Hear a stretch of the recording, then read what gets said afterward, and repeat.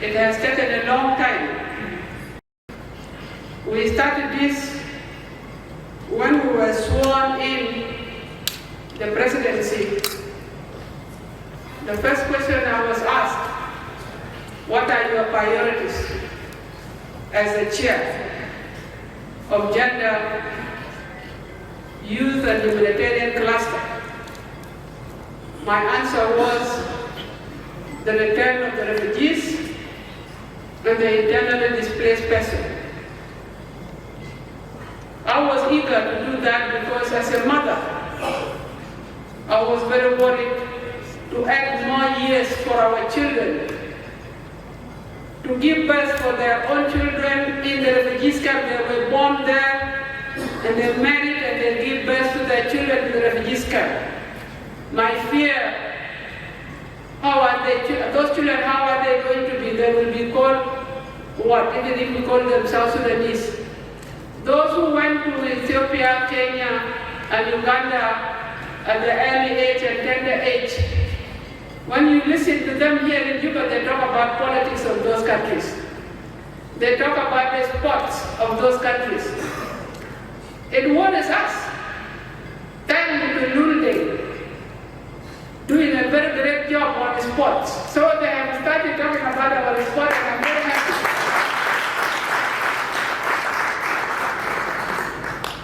We talk about South Sudan, the population are 8 to 11 million, while 2-point-something million are in the refugees camps, and some are internally displaced.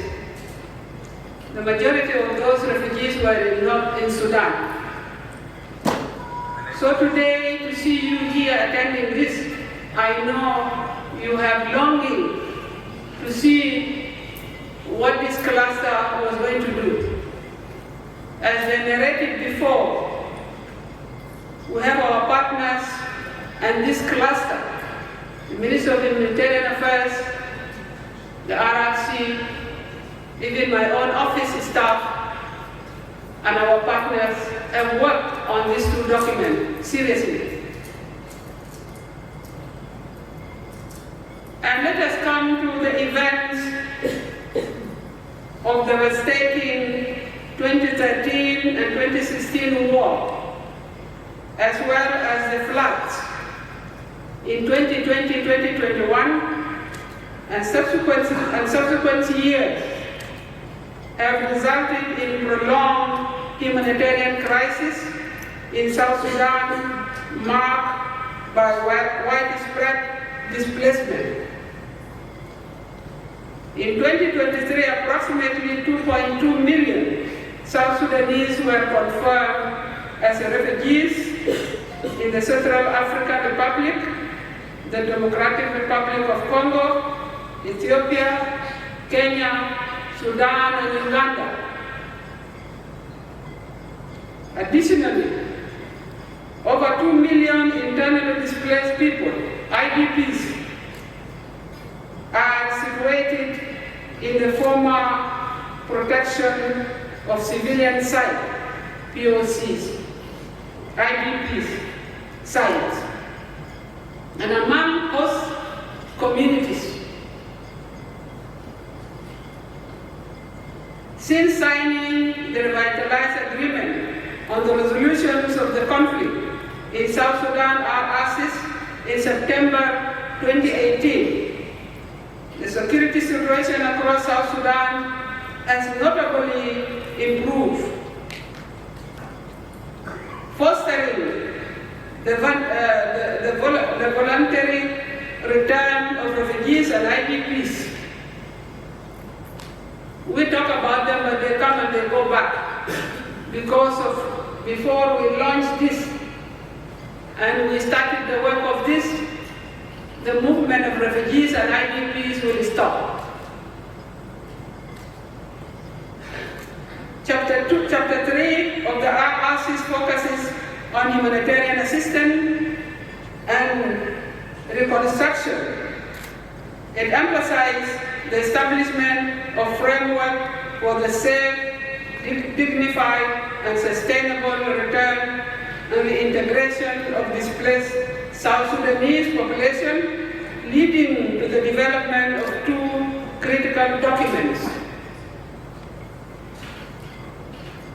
The formulation of National Action Plan to achieve lasting solutions for displacement-affected population, including IDPs, refugees, returnees, and host communities, necessitate a comprehensive approach involving all levels of government as well as society at large. These documents are designed to guide authorities at the national, state, and local levels, humanitarian and development organizations, and other stakeholders in addressing the challenges encountered by displaced individuals as they endeavor to return to their areas of origin, settle in alternative locations, or integrated into the societies to which they were displaced. The documents aim to uphold the rights of refugees and internally displaced persons to return safely and with dignity by the access and other relevant policy instruments. They also stress the importance of creating a secure and safe environment for returnees, fair identification and documentation, and providing essential services and physical and legal protection. It is emphasized that providing essential services to support and sustain durable solutions, along with short and long-term plans, is of the utmost importance. Furthermore, the integration of refugees, IDPs, returnees, and host communities, including their livelihoods, and the strengthening of government institutional capacities are critical aspects. Realizing these goals will significantly contribute to government priorities with the National Vision 2040 and the revitalized peace agreement on the resolutions of the conflict in the Republic of South Sudan. When we talk about a revitalized agreement, I know in your mind you will say, which one are you talking about? But it is still a revitalized agreement. Whether we say roadmap or when we say it's all the same. The launch of these two documents has been collaborative effort involving constitutions with refugees, IDPs, and host communities, both within and outside.